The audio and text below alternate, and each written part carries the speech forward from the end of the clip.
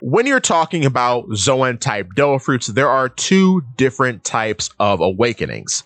You have your incomplete awakening or your false awakening, in which the entity within the fruit, which is most likely the human concept of the creature within the fruit, takes over the user's body, and that's why the jailer beasts of Impel Down are all just shambling beasts that follow orders. Except for Minnow Zebra, who has regular eyes instead of the usual beady eyes that you see. So he could be living a nightmare in which he can see all what's going on, but he can't do anything about it, which is terrifying. But when you're talking about true awakened Zoans, they have this scarf of clouds around their bodies as a signifier of their awakening, of their enlightenment, of their mastery, which is called a holy raiment or a Hagoramo. And this signifies that they have not been overtaken by the beast within the fruit, and they have retained their sensibilities. And we've seen this with most of the Zoans so far, except for ancient Zoans. So with that being said, the reason why I think human fruit users are so special is because no matter the awakening type, if the user is adept enough, they can retain their sensibilities, because the entity within the devil fruit is associated with intellect in being some sort of human-like entity. So this is the case for Onimaru, Monkey D. Luffy, Chopper, and Sengoku. But in being a human yourself, could you click that like button with your human finger, followed by the subscribe button? And if you can find it, ring that bell with your human hand so you never miss a Polypede Works video, followed by the elusive hype button if you can find it as well. Thank you so much, it helps a lot. But in talking about human fruit users, we have Onimaru, an animal who is eating a human fruit, Chopper, who is the same thing, and then we have Luffy and Sengoku, who are also unique situations because they are humans who have eaten human fruits, which is why I think Sengoku and Luffy can't transform until they achieve their awakened states. So the transformation that we see in Marineford by Sengoku most likely is a false awakened state, which is why it doesn't have a Hagoramo around it. Whereas Luffy's transformation is an awakened state in becoming Nika, because he does have a holy raiment, a Hagoramo around himself. So with that being said too, as I've said in the past, I do think the two are similar in that Sengoku probably for the majority of his career after he ate the fruit was very similar to Luffy, but instead of being rubbery, he was just really hard, like a statue made of bronze or gold or what have you. So he went through his career just being a very heavy hitter until he achieved his awakening through some means. So that's the explanation of why he's able to turn into the actual great Buddha statue in Marineford.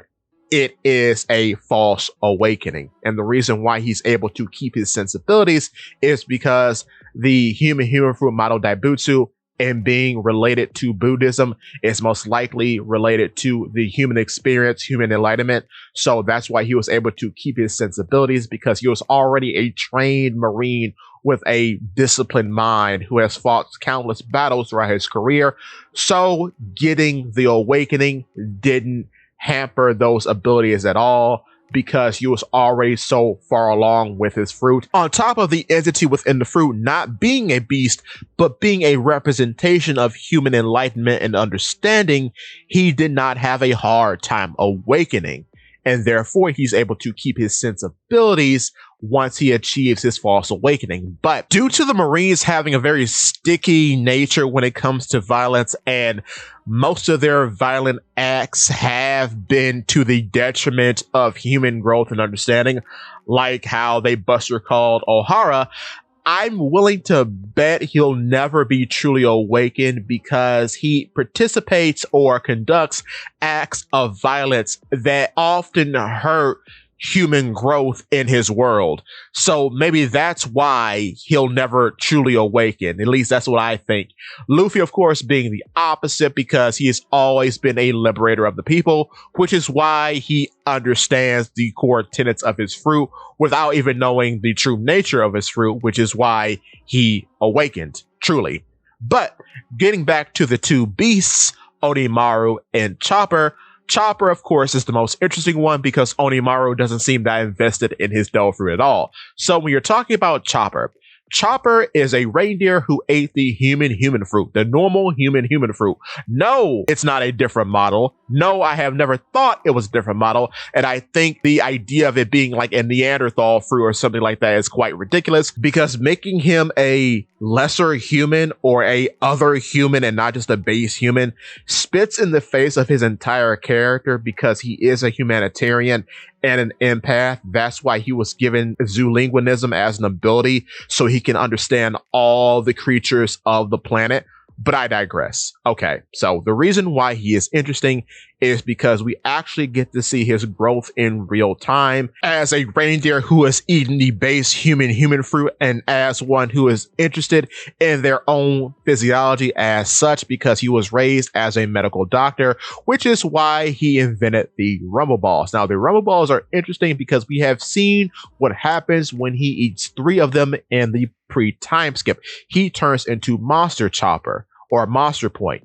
Now, with that being said, the reason why Monster Point is so interesting is because I do think it is a false awakening, much like the awakening of the Jailer Beast. However, the opposite effect I think is happening due to his situation and being an animal who is eating the human fruit, because with the Jailer Beasts, they are people, presumably, who have eaten Zoan-type devil fruits. Therefore, when they undergo this false awakening, the animal entity within the fruit hijacks their body. But with Chopper, I believe it is the opposite.